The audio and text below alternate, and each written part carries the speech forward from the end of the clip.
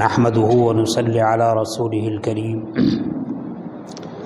أما بعد فقد قال الله تبارك وتعالى في الكلام المجيد والفرقان الحميد فأعوذ بالله من الشيطان الرجيم بسم الله الرحمن الرحيم يا أيها الذين آمنوا كتب عليكم الصيام كما كتب على الذين من قبلكم لعلكم تتقون صدق الله مولانا العظيم وقال النبي صلى الله عليه وسلم الصوم جنة أو كما قال عليه الصلاة والسلام۔ میرے محترم بھائیوں، دوستوں اور بزرگوں، مختصر عرصے کے بعد ماہ مبارک شروع ہونے والا ہے، لہذا اس رمضان ہی سے متعلق منتشر چند باتیں عرض کرنی ہیں۔ حق تعالی شانہ کا بہت بڑا کرم ہے کہ ہماری نااہلی، ہمارے گناہ، ہماری معصیتوں کے باوجود ہر موقع پر اپنے رحمت کی بارش برساتے رہتے ہیں۔ رمضان کا مہینہ بھی کچھ ایسا ہی ہے۔ وہ گنہگار بندے جو 11 مہینے زیادہ تر نافرمانی میں گزارتے ہیں، ایک مہینہ اپنی رحمت کے قریب کرنے کے لیے اس امت کو حق تعالی شانہ عطا فرماتے ہیں۔ ترتیب کے اعتبار سے دیکھا جائے تو شعبان کو غروب کے بعد یا غروب کے وقت چاند آدمی دیکھتا ہے۔ علماء نے لکھا ہے کہ رمضان کے چاند کی جستجو اور تلاش یہ واجب ہے، کیوں اس کے ساتھ ایک فرض عبادت لگی ہوئی ہے، اور 29ویں شعبان کو یہ چاند دیکھنے کی سعی کرنا یہ بھی واجب ہے۔ لہذا ہم لوگوں کو اس بات کا اہتمام کرنا چاہیے کہ 29 شعبان کے پورا ہونے پر چاند کے دیکھنے کا اہتمام کریں۔ ہماری زندگی میں ماڈرن کلچر نے اتنا اثر کیا ہے کہ بے شمار انسانوں کو، بلکہ بعض اہل علم کو بھی اس بات کا احساس نہیں ہوتا کہ آج ہجری سن کے اعتبار سے کون سی تاریخ ہے، اس کا احساس نہیں ہوتا۔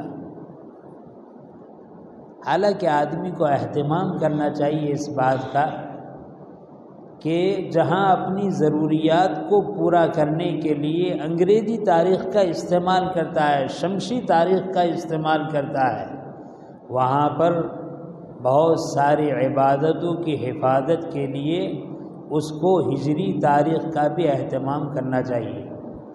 مولانا عبداللہ صاحب تشریف لائیے، اچھا موقع ہے، پھر آپ رہیں گی بھی نہیں، آئیے۔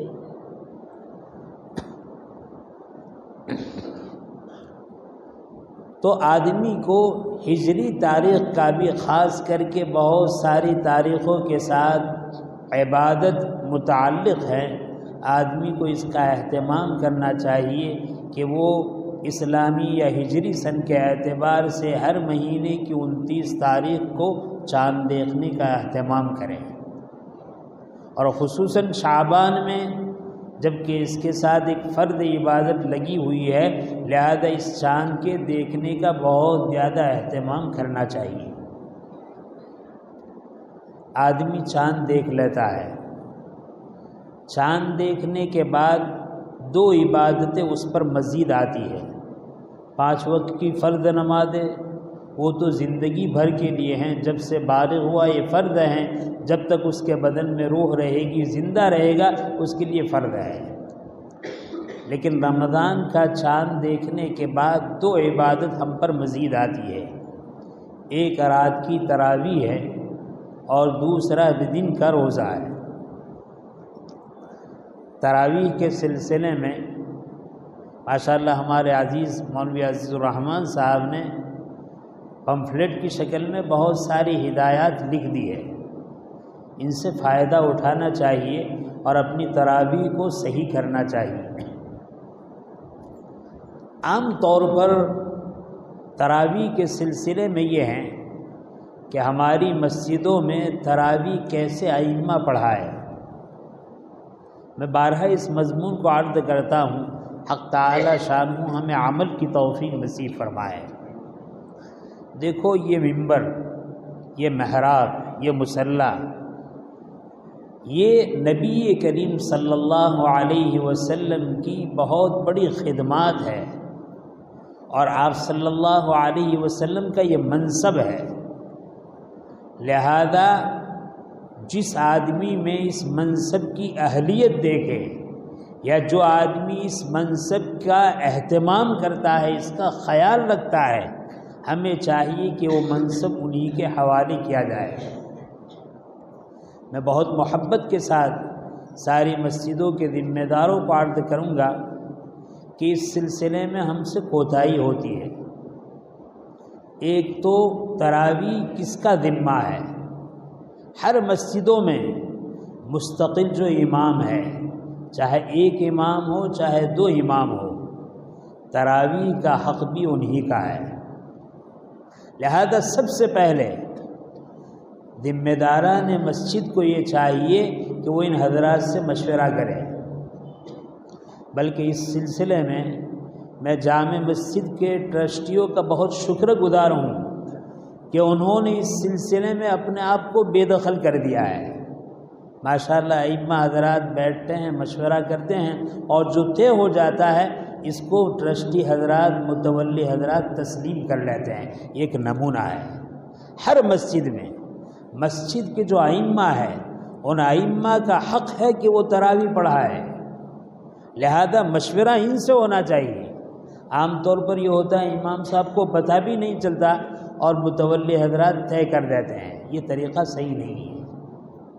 تو ہونا تو یہ چاہیے ان سے مشورہ کریں، بھائی آپ حضرات تراویح پڑھانے والا ہے، شوق ہے، آپ کا حق ہے۔ لیکن بستی میں ماشاءاللہ بہت سارے حفاظ کرام ہیں، اور ہمارے ائمہ ماشاءاللہ اس سلسلے میں بخیل نہیں ہیں، بڑے کریم اور شریف ہیں کہ جب ان کے سامنے یہ بات آتی ہے تو وہ بھی چاہتے ہیں کہ بستی کے نئے نئے حفاظوں کو کچھ نہ کچھ تراویح کا موقع ملے۔ لہذا ان کے مشورے کے ساتھ، ان کی رضامندی کے ساتھ اگر ان ائمہ تراویح کے ساتھ حسب ضرورت ایک یا دو حافظ کا اضافہ کر دیا جائے بہت اچھی بات ہے۔ لیکن جہاں ایسا ہو کہ ان ائمہ کو بالکل معطل کر دیا جائے، ان سے پوچھا ہی نہ جائے اور ایسے ہی طے کر دیا جائے، یہ طریقہ صحیح نہیں ہے۔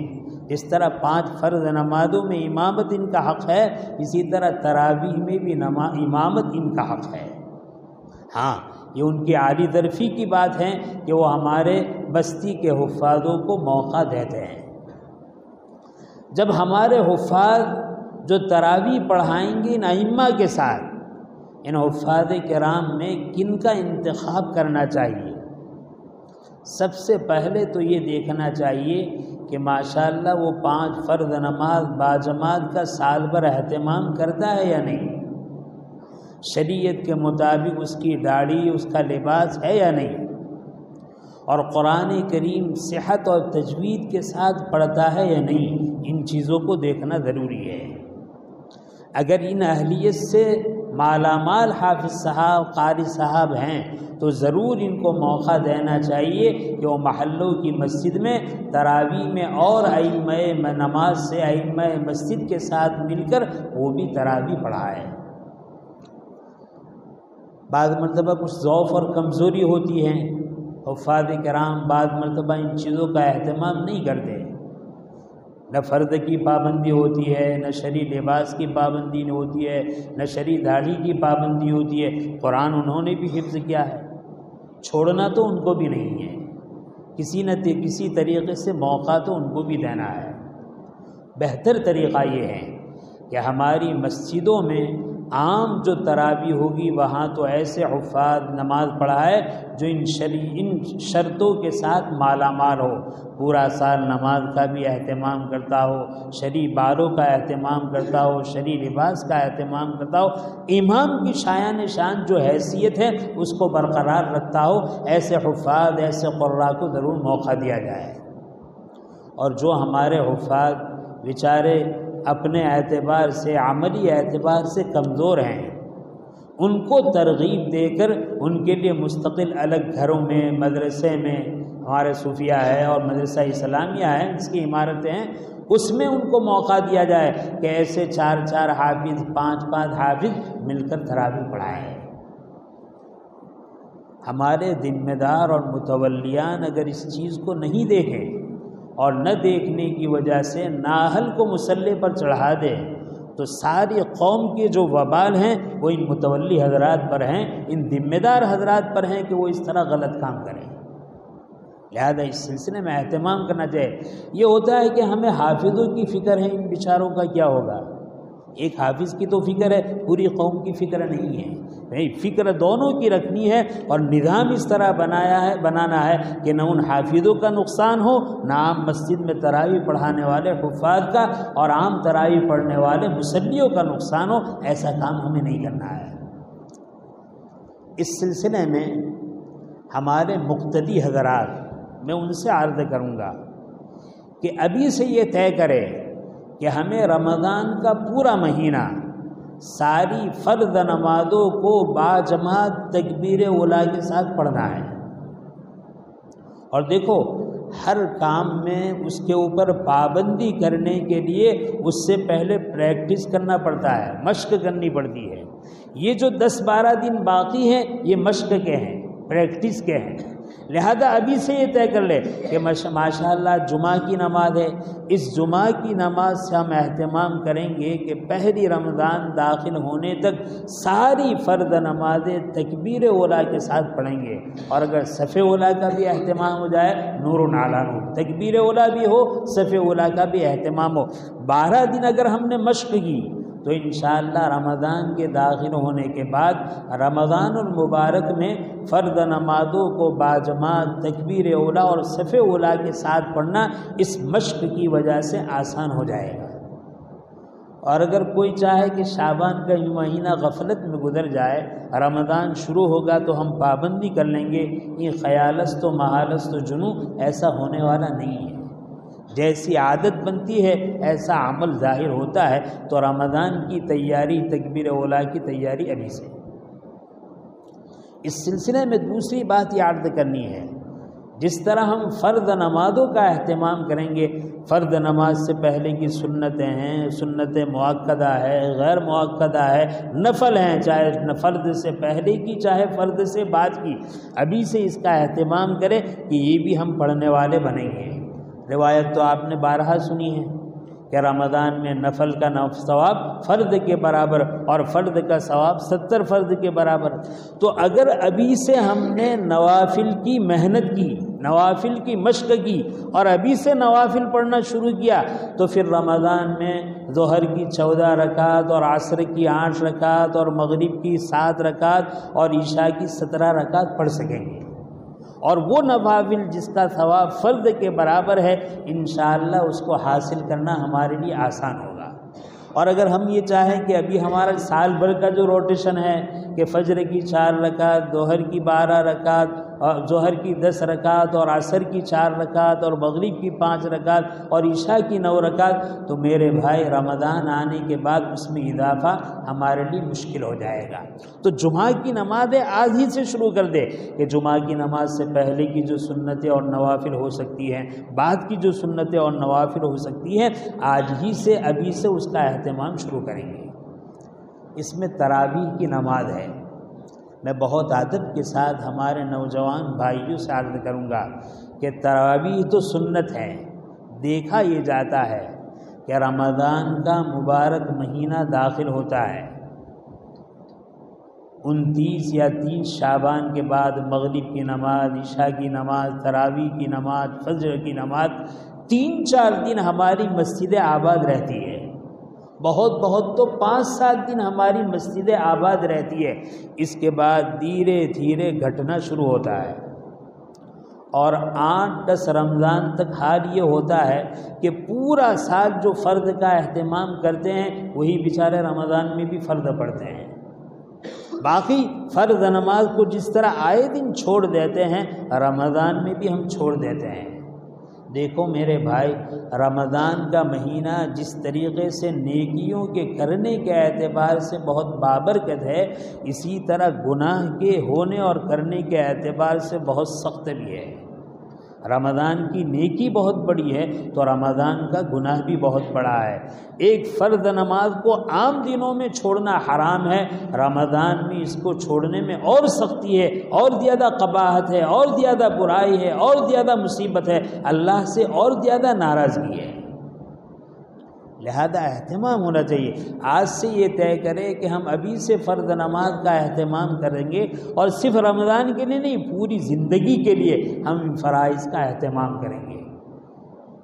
ابھی 15ویں شعبان کی رات گزری، ماشاءاللہ اس رات میں نمازی کی تعداد ہر نماز میں اچھی رہی، 15ویں شعبان کے دن کو بھی اچھی رہی، پھر اس کے بعد کمی آنی شروع ہو گئی۔ نہیں، ابھی یہ مشق اور پریکٹس کا زمانہ ہے، اس میں آپ اپنی پابندی کو باقی رکھیں تاکہ رمضان اور رمضان کی برکت سے پوری زندگی ہم فرض نماز کا اہتمام کر سکیں۔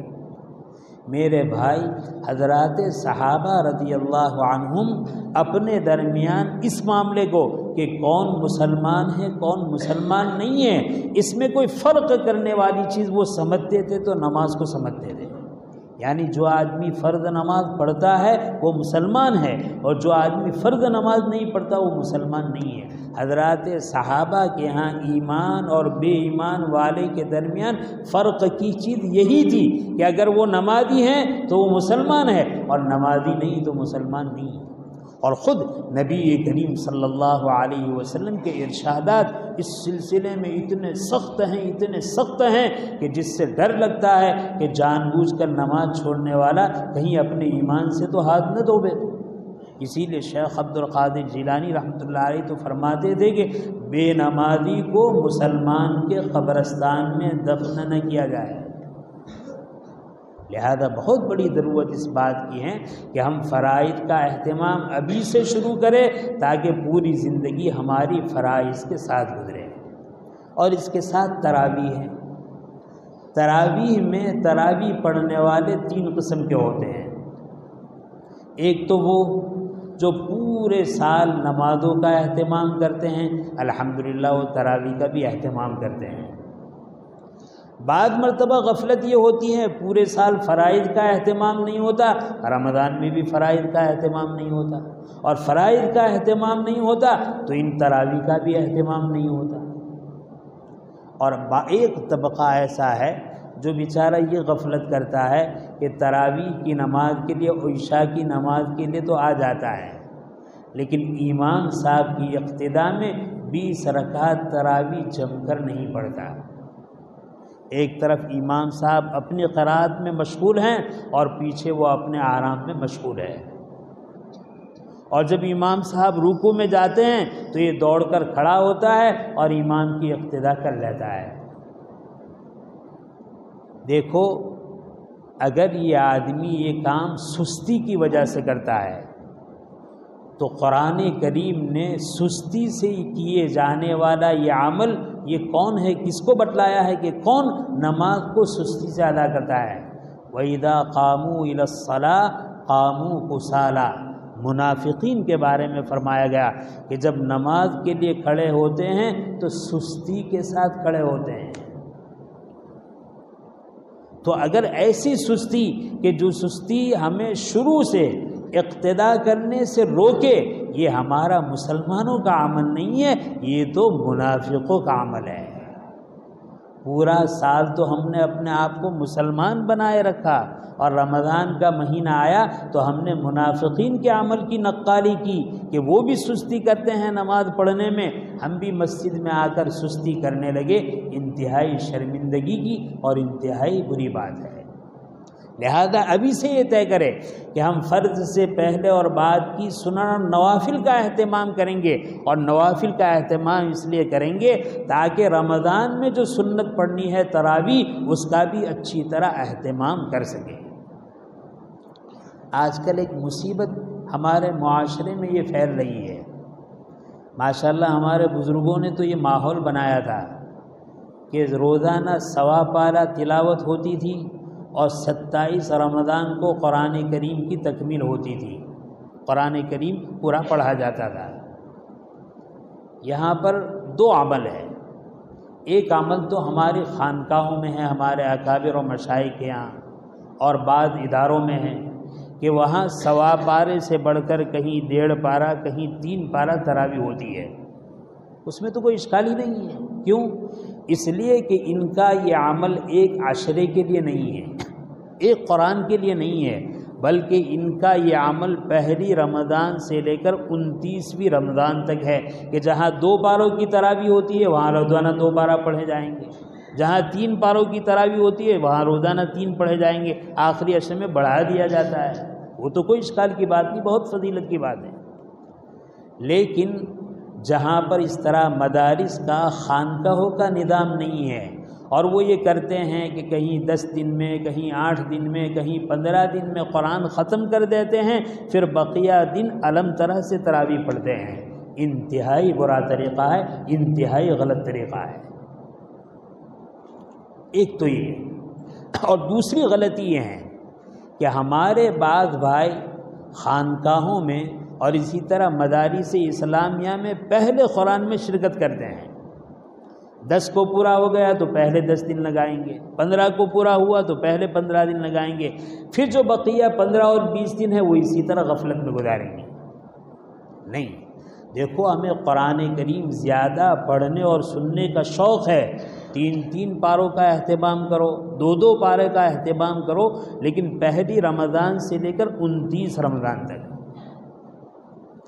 اور اگر کوئی یہ چاہتا ہے کہ میں ایک ہی قرآن ختم کروں تو اس کے لیے بہتر طریقہ یہ ہے، 3 پارے میں شرکت کرنا چاہتا ہے، 1 سے لے کر 20 تک اپنے محلے کی مسجد میں 1.25 پارے میں شریک ہو، اور آخری عشرہ جہاں 3 پاروں کا نظم ہے وہاں شریک ہو۔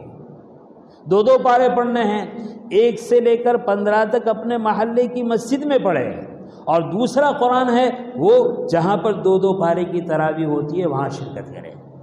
یہ بھی اچھا طریقہ نہیں، پہلے عشرے میں قرآن ختم کر دیا، دوسرے 2 عشرے خالی، پہلے 15 دن میں ختم کر دیا، دوسرے 15 دن خالی۔ میرے بھائی یہ کوئی آپ کا کمال نہیں، یہ شیطان کی چال ہے۔ آپ کو بتلا رہا ہوں کس طرح یہ شیطان کی چال ہے۔ اس بات پر حضرات علماء کا اتفاق ہے کہ رمضان کے 3 عشروں میں آخری عشرے کی فضیلت پہلے 2 عشروں پر مسلم ہے۔ اب وہ پہلے عشرے میں 3 پارے پڑھاتا ہے اور تیسرے عشرے میں غافل کر دیتا ہے، پہلے 15 دن میں 2 پارے پڑھاتا ہے اور آخری 15 دن میں آخری جو عشرہ فضیلت والا ہے اس فضیلت میں محروم کر دیتا ہے۔ لہذا اگر ہم میں طاقت 1.25 پارے کی ہیں، اپنے اپنے محلوں کی مسجد میں 1.25 پارہ پڑھتے ہوئے 27 کو قرآن ختم کرے، اور اگر 2 پاروں کا ہے ماشاءاللہ جہاں پر یہ نظام ہے 1 رمضان سے لے کر 29 رمضان تک، اور اگر ایک ہی وہ ختم کرنا ہے تو 16 سے لے کر 29 تک۔ اور اگر ہمیں 3 پاروں کا شوق ہے، الحمدللہ پہلی رمضان سے لے کر 29 رمضان تک جہاں 3 پاروں کا نظم ہے، اور اگر ایک ہی قرآن ختم کرنا ہے تو اپنے اپنے محلے میں 1 سے لے کر 20 رمضان تک قرآن کریم 1.25 پارہ تلاوت کرے، تلاوت میں شرکت کرے، اور آخری عشرہ جہاں 3 پاروں کا ہے وہاں شرکت کرے۔ آج ہم نے اس کو ایسا غلط ماحول بنا دیا ہے، ایسا غلط ماحول بنا دیا ہے کہ بہت تو پہلے 7 دن یا پہلا عشرہ تراویح کی رونق معلوم ہوتی ہے، پھر مسجد کی مسجدیں ویران نظر آتی ہے، اور خاص کر کے یہ مصیبت شہروں میں اور بڑے بڑے قصبوں میں شروع ہو چکی ہے۔ اللہ تعالیٰ نے دیہاتوں کو محفوظ رکھا ہے، اللہ آئندہ بھی محفوظ رکھے۔ اور میں حفاظ کرام سے بھی، مسجد کے ذمہ دار اور ائمہ سے بھی درخواست کروں گا کہ 27 سے پہلے قرآن کریم ختم نہ کرے۔ بعض مرتبہ یہ ہوتا ہے 24 کو کر دیا، 25 کو کر دیا، 26 کو کر، نہیں، 27، بلکہ میں تو یہ کہتا ہوں کہ اگر اجتماعی مشورے کے ساتھ یہ عمل بنتا ہے کہ بجائے 27 کے 29 کو ختم ہوتا ہے، بہت اچھا ہے۔ کیوں میرے بھائی؟ 27 کو ختم کرنے کے بعد 2 دن غفلت آتی ہے، اور اس غفلت میں ہمارا نوجوان تراویح نہیں پڑھتا، اور بعض مرتبہ تو یہ غفلت ہوتی ہے حفاظ کرام پر کہ جس حافظ نے 27 دن تراویح پڑھائی ہے، 2 دن وہ بھی غفلت کر جاتا ہے۔ لہذا 27 سے آگے تو پڑھ سکتے ہیں، 28 کو پورا کرے، 29 کو پورا کرے، لیکن 27 سے پیچھے نہ ہٹے، اس بات کا اہتمام کرے۔ حق تعالی شانہ نے جو باتیں کہلوائی، حق تعالی ہم کو سننے کے بعد سمجھنے کی اور عمل کرنے کی توفیق نصیب فرمائے۔ آمین۔ وآخر الدعوانا الحمدللہ رب العالمین۔